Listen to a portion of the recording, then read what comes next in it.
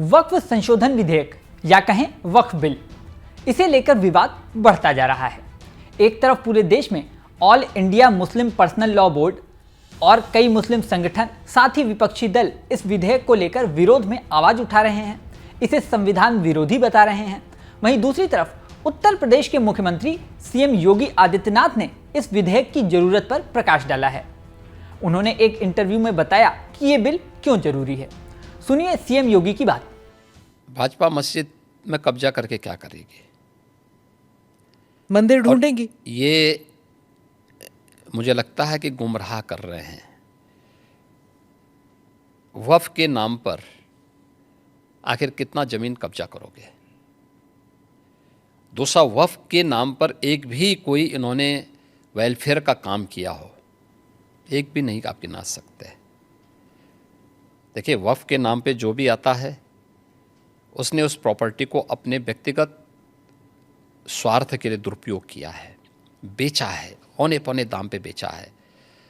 आज स्थिति क्या है? एक एक प्रॉपर्टी के लिए कई कई लोगों को इन्होंने प्रॉपर्टी को बेचा है। उससे विवाद हो रहे हैं, उससे तमाम प्रकार के संकट आने वाले समय में होंगे। जो बसे हैं उनके लिए भी और जिन लोगों ने पैसा दिया है उनके लिए भी, क्योंकि पूंजी उन सब की डूब जाएगी। तो ये तो इससे बड़ी बेवकूफ़ बनाने वाली कोई बात ही नहीं हो सकती है। दूसरा, इन्होंने कोई भी संपत्ति देखिए सरकारों पर यही एक दबाव बना करके ब्लैकमेलिंग ये लोग करते थे। अलग अलग समय में इन्होंने वक्फ के नाम पर तमाम प्रकार के उल जलुल फैसले लिए हैं। ख़ास तौर पर कि वक्फ जिस लैंड को कह देगी कि ये उनकी है, उनकी मान ली जाएगी। हम बहुचक हैं जी, ये कौन सा आदेश है?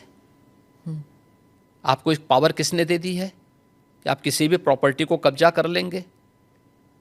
आप किसी भी स्थल को कब्जा कर लेंगे, किसी भी सार्वजनिक भूमि पे कब्जा कर लेंगे?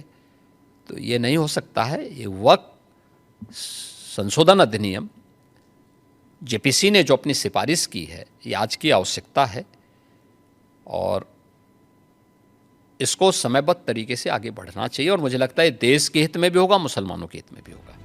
एक तरफ सीएम योगी इस विधेयक को जरूरी बता रहे हैं, लेकिन दूसरी तरफ इस नए विधेयक को लेकर विवाद बढ़ रहा है। पटना में 28 मार्च को all India Muslim personal law board ने इस नए विधेयक के खिलाफ रैली निकाली। इस रैली में कई मुस्लिम संगठनों ने शिरकत की ही, साथ ही कई प्रमुख दलों ने भी यहां पर अपनी मौजूदगी दर्ज कराई। यहां तक कि लालू प्रसाद यादव बीमार होने के बावजूद इस रैली में पहुंचे।